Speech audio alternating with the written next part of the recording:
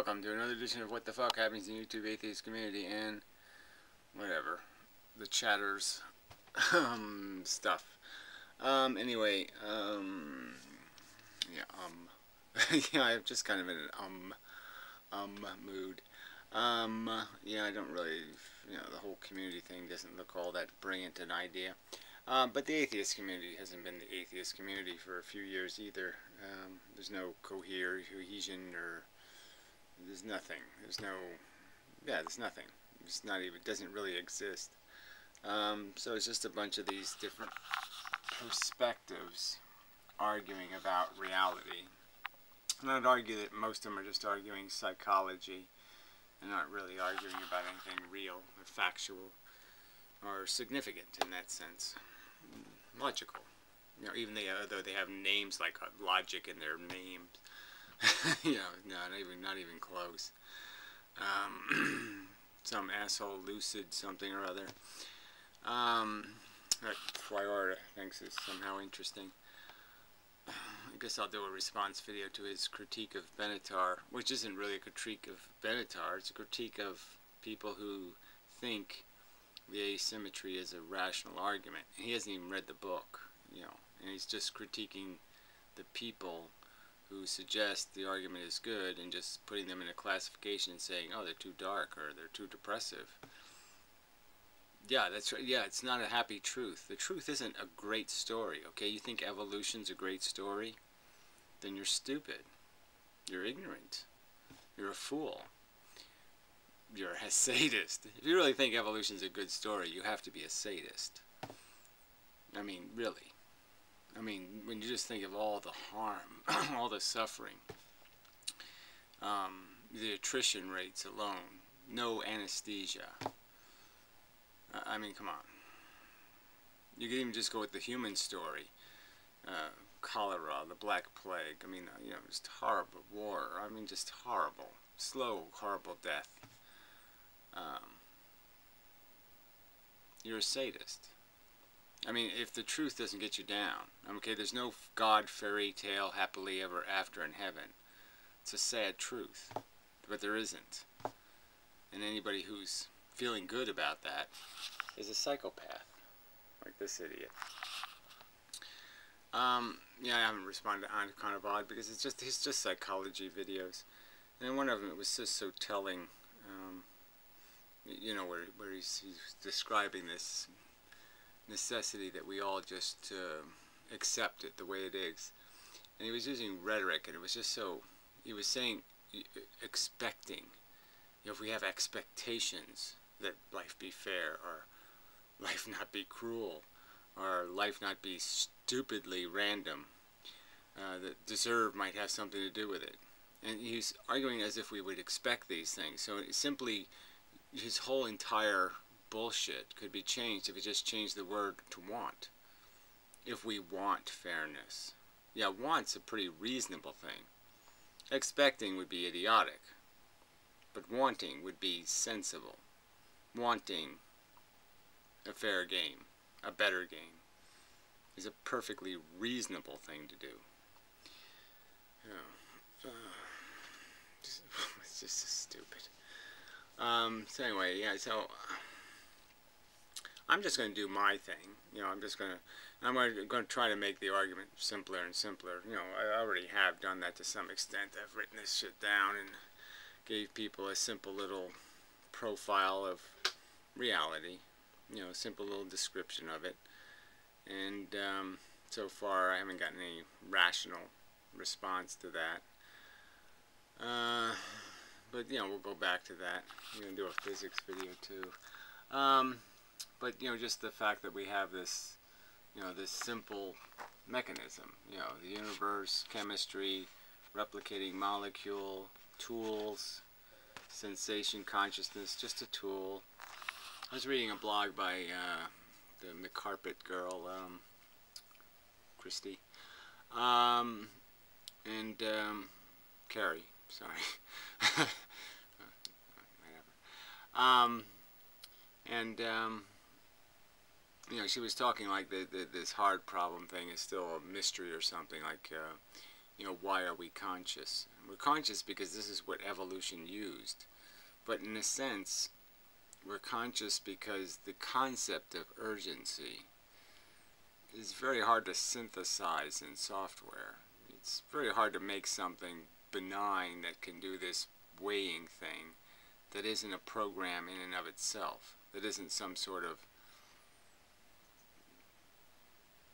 you know, simplistic if this, that kind of thing. And our brain is obviously doing something a little more complicated. It's throwing a baseball and then hitting the baseball. I mean, it's playing two roles here. And that's what our sensations are. And it adds I can't say confusion, I won't say chaos, but it adds, it combines a digital and an analog kind of a system together. And digital and analog really don't go together. And so that's the kind of thing it is. It's a little different than just some sort of straight program. The idea of urgency, conceptually, as a, you know, the fact that we are reacting to sensations that are so subtly fluctuating in their intensity, and we're reacting in some sort of mechanical way to that intensity and to the diversity of our interests. You know, we have more than one interest, many interests. Even making a video, it's like you have a desire to convey your point, and you're also expressing your emotions. You're also, you know, it's doing a lot of things that are being done in this one little mechanism. And so there's so much nuance to that in terms of the creation of the words and the expressions and the intensity and the emotion. And it's incredibly complex. So that's why it exists. We're adding a great deal of complexity to simple behavior. And if you look at nature, the only animals that have this, these neuron-able, there's no other thinking machines except these neuron-abled machines. There's nothing else doing thinking except the feeling things, any kind of fancy thinking. And there's a reason for that. Only the sophisticated tools. I mean, there's bugs that have all kinds of tools. You know, they have darty noses that puncture things, and they can, you know, they have all kinds of the wings. They can do all kinds of fancy things. But most of the organisms that do that, well, the fancy things like flying, are sentient. You know, they have a brain. They have neurology. And that's important, because it takes a subtlety. A powerful tool takes a subtlety. It's like the dangerous chainsaw kind of scenario. There's a subtlety to its use. It can't be used in a crude manner. It has to be used in a thoughtful manner, or you end up cutting your own leg off. And that's what an organism will do if you give it too good a weapon. It'll end up just killing each other with it, because it won't have the brains to use it with the subtlety required. So anyway, that's the argument from evolution, and it's an important argument. It's the substance of the argument. It is what we are. We're a byproduct of evolution. And, damn, this is so important. So anyway, so in the context of all this is these people who are claiming to be anti-natalists, and yet they have no rigid, realistic, reality-based philosophy. So they presume to tell other people what's right and wrong, and yet can't logically defend their definition of right and wrong. And then sometimes will explicitly tell you they don't believe right and wrong exists, and yet they will argue as if right and wrong exists, which just doesn't make any sense on its face, right? You can't argue for outcomes merely based on your emotions, unless you want to give license to everybody else to do the same thing, which is a kind of anarchy. So I almost put these people in the category of anarchists. These aren't people who want to reform or fix democracy or government. These aren't anti-natalists for a good reason. They're anti-natalists for the wrong reasons, and they won't be constructive. They won't do what's necessary when it's necessary to do it, to fix anything. because they really have no sincere passion. They just have some kind of silly bigotry, some silly emotional response that they concede is irrational and meritless. Why would you decide policy or advocate for a policy or advocate for behavior based on what you're conceding is an irrational emotion? I mean, it's on its face ludicrous. Alright. So, I've made the videos. You can, if you've seen the videos, you've seen the videos. I mean, these are just stupid arguments. So, Holidays made some sort of idiotic response. I haven't played it yet, but, beyond the title, I mean, you already can see what's coming. And you're saying, look, your argument is that you said it. You don't think suffering is intrinsically bad. You think that somehow there's some rational possibility that in and of itself, without any other redeeming function, you could just make a million suffering things, and that wouldn't be insipidly stupid in and of itself. You wouldn't be able to figure out that there's no other possibility but for that to be a mistake, for that to be a bad thing to do. Suffering is bad. It has all of the components to be called bad. It fits in the category. It's just stupid. So he's going to say suffering exists, but he's not going to... Suffering doesn't mean anything. He's taken the bad out of the word suffering. Then what the fuck is suffering then? It doesn't mean anything. There's no point in having a word describing suffering if suffering is not going to have included in its description badness. If it's not bad, there's no point in acknowledging its existence. So either, they go either way, right? Either they'll just pretend it doesn't exist, like his first argument was it's just a brain configuration, therefore it doesn't exist as anything. Or else they'll just take the bad out of it, which you can't do either, logically. There's no rational statement you can make, no logic, no fact to defend the theory that suffering is possibly a good thing. That in and of itself, creating a sentient organism in pain could be good. In and of itself. There's just no rational way you could think so. It's more irrational than believing in God to believe suffering might be good. We just can't figure that out. It's ludicrous. Anyway. So I'll eventually get around to that video, I suppose.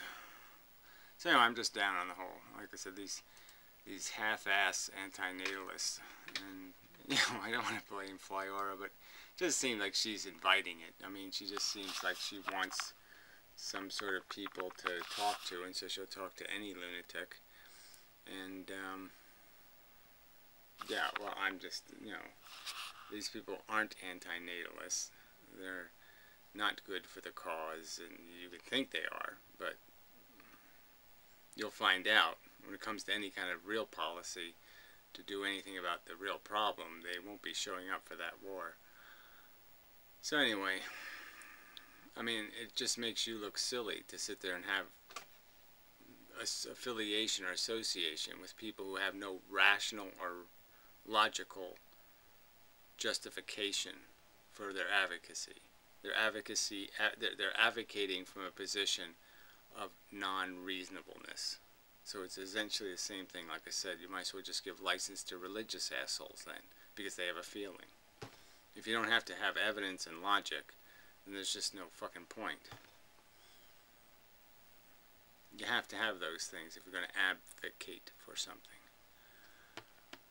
What else is to say? I didn't want... Matt made a few videos here with all this mumbo-jumbo Gaia crapola, so no point.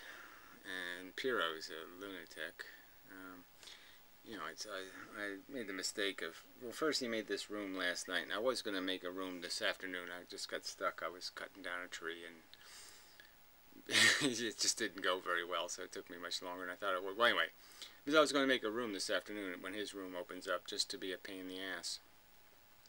Because he deserves it. He made some snarky thing like, Lonely Hearts Club for Anti-Natalists or something last night. Anti-Natalism Lonely Heart Club. Yeah, so I was thinking of having a room and just calling it Piro's a fucking insipid asswipe club. Just rag on Piro. But anyway, he opened his room with some sort of shit like, he said, yeah, well, my life has been a negative, but I'd do it again. I mean, I didn't die, my daughter did. Yeah, no big deal. I could do that over and over and over again. I could watch my daughter die thousands and millions of times over and over and over again. So yes, I would vote to do it over and over and over again. It's just, what? My life was a negative, but I would do it over again. There's no point in talking to people this fucking insane. I ran a deficit. I lost it at Vegas. I'll go back. I don't know. There's no way to even explain how stupid this is. I got dioxin poisoning at work and got cancer and died. Yeah, I'll do it again. It was great fun. Fuck you. But it's just, it's all this rainbow bullshit. So then the rest of the night they just sat there and, these people are just so, Skyzer, he talked to Skyzer last time, fuck this. And then today, I can't remember who was in the room. Oh, Quintaka guy. The guy who found conference report too pornographic. Had to go rat on his employers, about his YouTube adventures. That's the guy he's having a conversation with. He's all fascinated. Well, anyway, so they ended up spending an hour talking about Detroit. Like, oh, wow, that's just too fucking interesting. Well, anyway, so that was just a colossal waste of time. I'm just not going to watch these chat roomy things. First off, there's just too much of it now. I mean, there was too little before, and now there's too much. It's just not, qualitatively, you just have to sit through too much shit to get to the good parts. So I apologize to all the people who had to deal with that with me for years. I really should have annotated the stuff, and pulled out the good stuff, I suppose. I guess I had a different purpose. I mean, I was doing it just for the engagement part, because I found some value in the arguing. But I haven't found value in it for quite a while now. So it was sort of inevitable that I was just going to say, fuck this shit, because it doesn't go anywhere. It's kind of a stupid way to frame the argument, especially when we have this medium where we can directly communicate through videos. And it's just people don't choose to maintain any kind of real debate in video exchanges. They're all pussies, mostly. And what else did I want to say about that? Oh yeah, then I noticed the logic rolls of dice posted a video, 10-minute, 15-minute, whatever it is. It's all text. Just like, and apparently it's text from like Whitehead or somebody. It's not even his text. Fuck this. So yeah, it's just all quite dismal.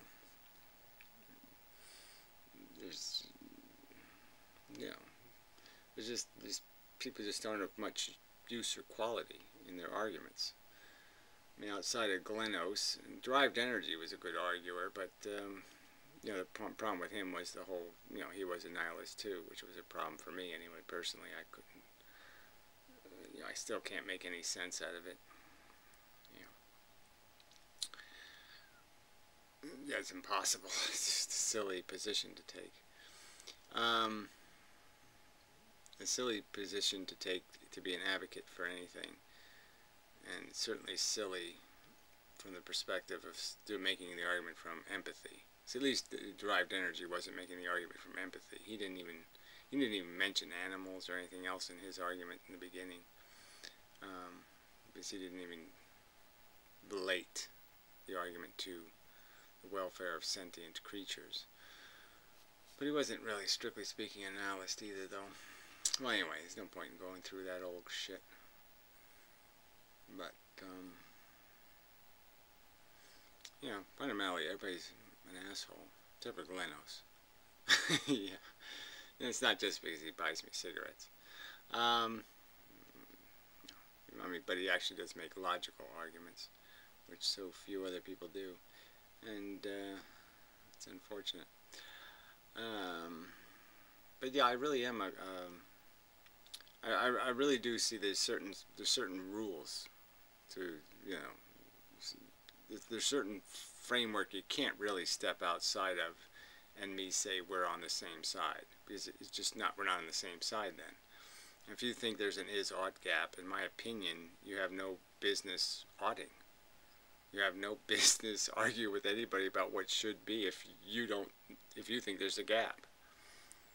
If you don't know what should be, if you're not confident in what you know to be the truth, and you're not defending what you know to be the truth, I don't get you. I don't know why you aren't just, you know, go find a girl and fucking stuff. Why are you bothering with this shit? If you don't think there's anything real, of real value at stake, why don't you just fuck off? I don't get it. How can you possibly have a cause? It doesn't make any sense at all. Anyway. Yeah.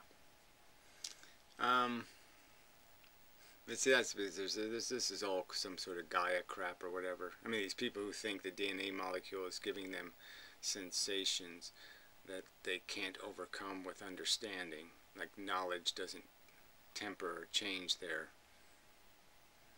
emotional character. I think of course it does.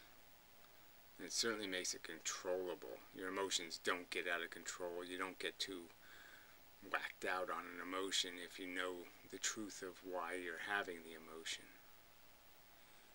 I mean, informed context does change who you are.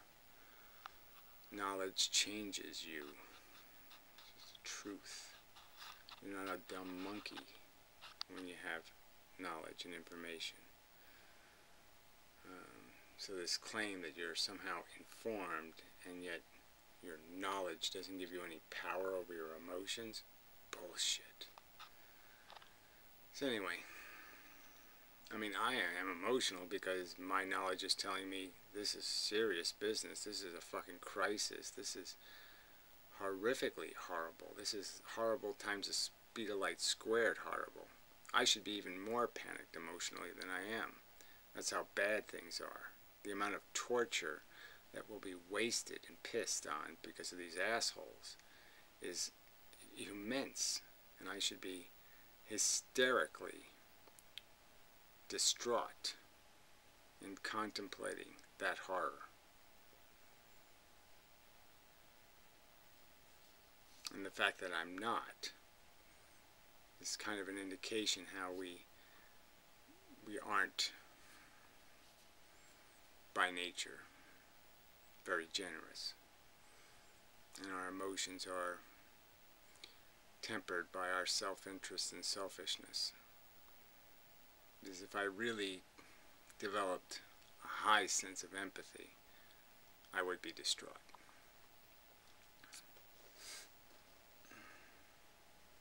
Yeah.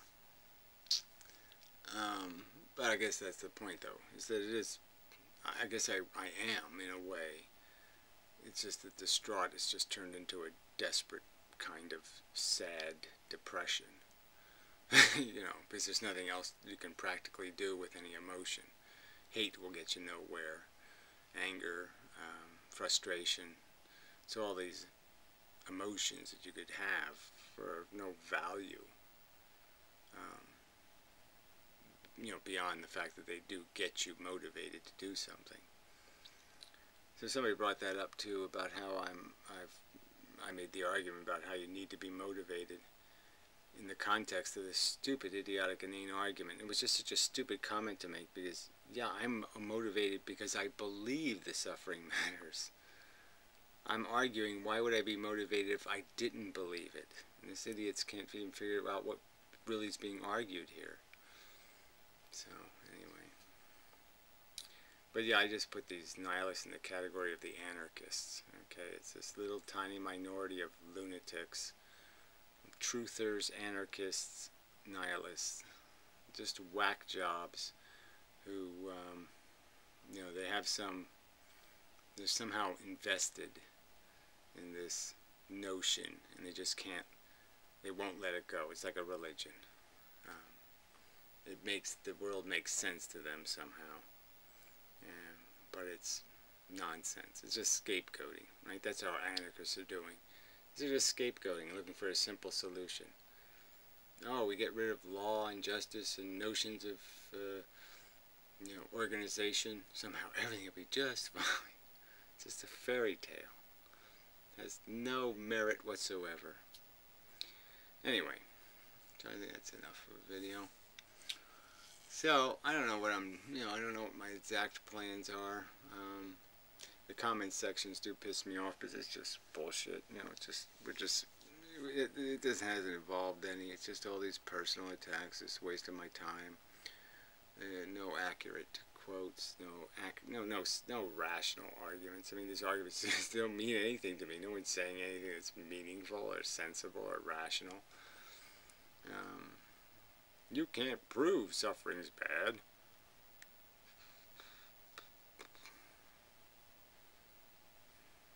I don't need to. Yeah. As a fact. I mean, but certainly I could prove it if you could take a videotape inside my head and you could see exactly what I'm logically seeing, then you'd see the proof, because the proof is obvious to me. I can't miss it. I can't find anything else but proof. In every sensation, it's quite obviously an event that has a value attached to it. Just obvious. But anyway, I argued the argument. So anyway, that's enough for the video. I don't think there's anything else to say. But yeah, I don't know what this, I look at this thing and it just isn't working out. I mean, there's nobody rational to argue with, so I don't have anybody in this category that's reasonable anymore. And the good guys, there's nobody making videos, and the only ones popping up now are all these stupid chat rooms that are 6 hours of drivel. So it's not looking too good. There's nothing ordered here, so I have to have some sort of ordered debates or something. It's got to be something more disciplined, more progressive, just establish some premises and just realize that we can't establish a premise, so there's no conversation. So just understand in that sense that there's no point in me having conversations with people who don't know that sensations are important, and what people or animals feel is important fundamentally. That's the currency of existence. You're exchanging your comfort for somebody else's discomfort. It's just a fact. Shit. So, yeah, nothing else to say. Yeah. Okay. So, until next time, we'll just see how things move along. See how they progress. And such. So forth and whatnot.